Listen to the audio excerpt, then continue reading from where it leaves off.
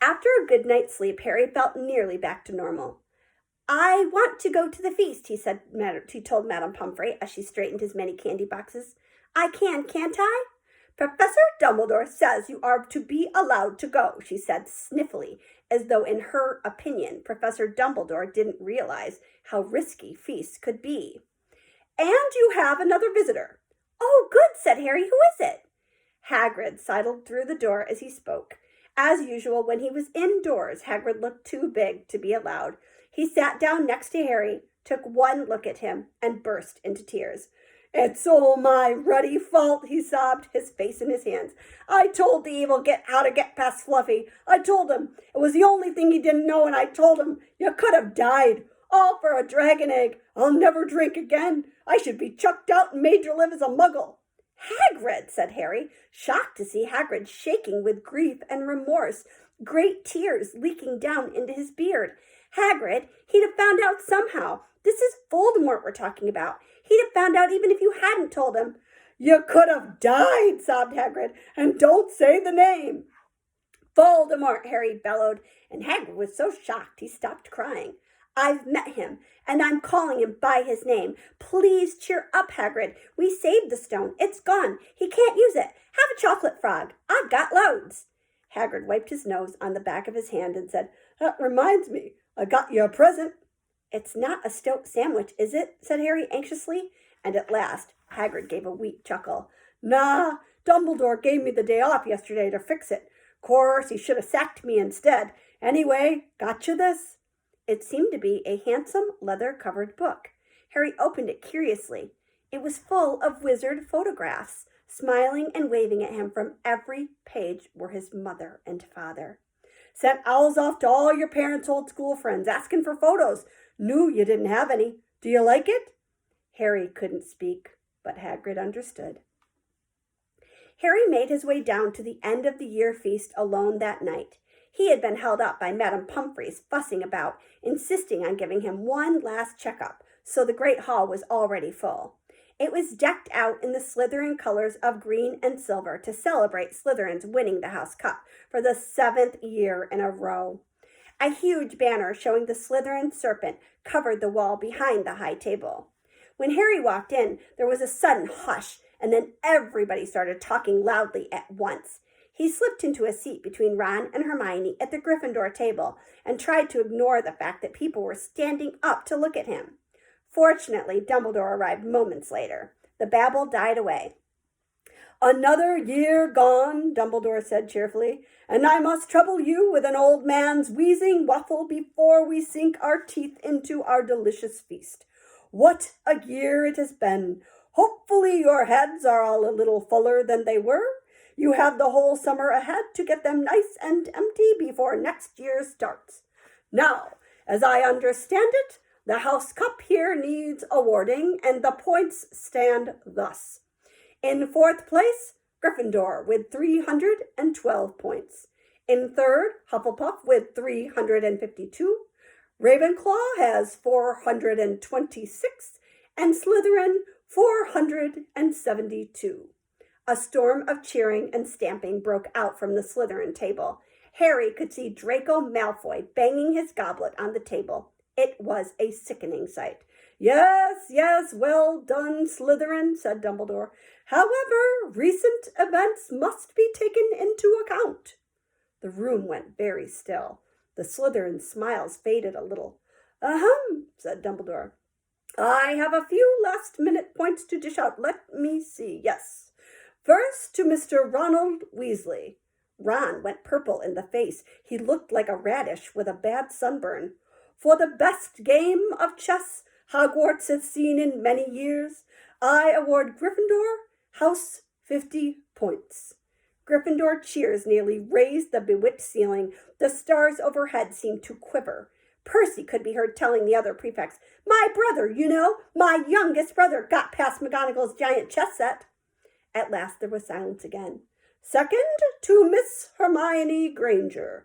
For the use of cool logic in the face of fire, I award Gryffindor House 50 points. Hermione buried her face in her arms. Harry strongly suspected she had burst into tears. Gryffindors up and down the table were beside themselves. They were 100 points up. "Third, to Mr. Harry Potter," said Dumbledore. The room went deadly quiet.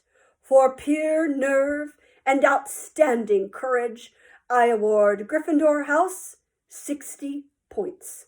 The din was deafening. Those who could add up while yelling themselves hoarse knew that Gryffindor now had 472 points, exactly the same as Slytherin. They had tied for the House Cup. If only Dumbledore had given Harry just one more point. Dumbledore raised his hand. The room gradually fell silent.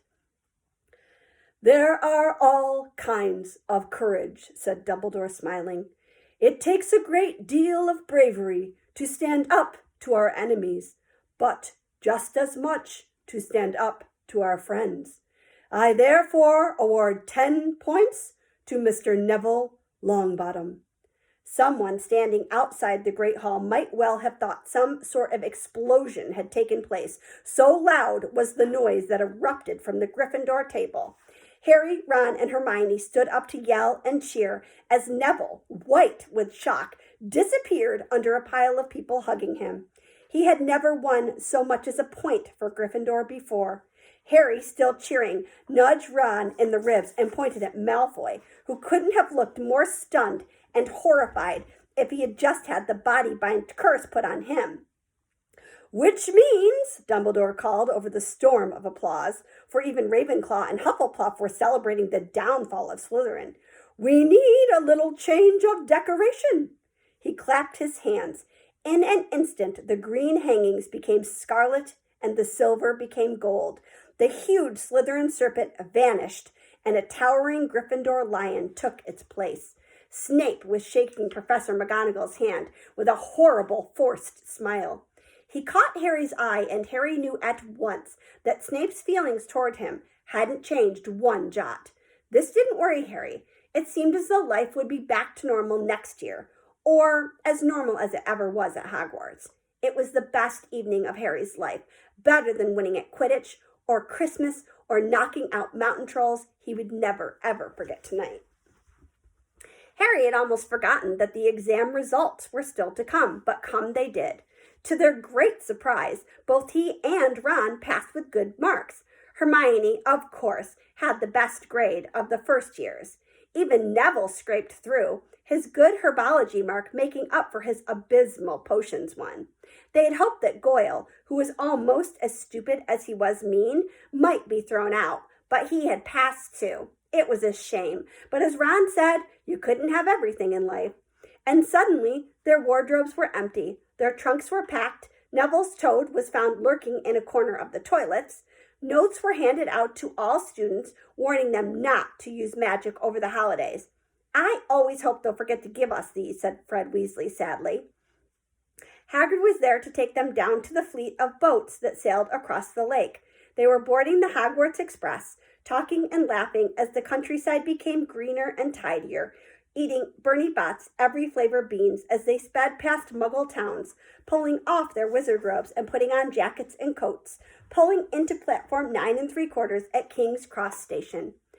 It took quite a while for them all to get off the platform. A wizened old guard was up by the ticket barrier, letting them go through the gate in 2s and 3s so they didn't attract attention by all bursting out of a solid wall all at once and alarming the Muggles.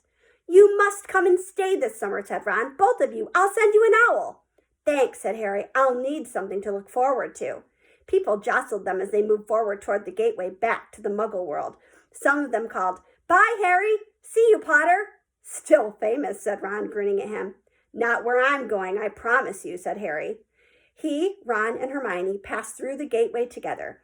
"There he is, Mom! There he is! Look!" It was Ginny Weasley, Ron's younger sister, but she wasn't pointing at Ron. "Harry Potter!" she squealed. "Look, Mom, I can see." "Be quiet, Ginny, and it's rude to point." Mrs. Weasley smiled down at them. "Busy here?" she said. "Very," said Harry. "Thanks for the fudge and the sweater, Mrs. Weasley." "Oh, it was nothing, dear." "Ready, are you?" It was Uncle Vernon, still purple-faced, still mustached, still looking furious at the nerve of Harry, carrying an owl in a cage in a station full of ordinary people. Behind him stood Aunt Petunia and Dudley, looking terrified at the very sight of Harry. "You must be Harry's family," said Mrs. Weasley. "In a manner of speaking," said Uncle Vernon. "Hurry up, boy, we haven't got all day." He walked away. Harry hung back for a last word with Ron and Hermione. "See you over the summer, then."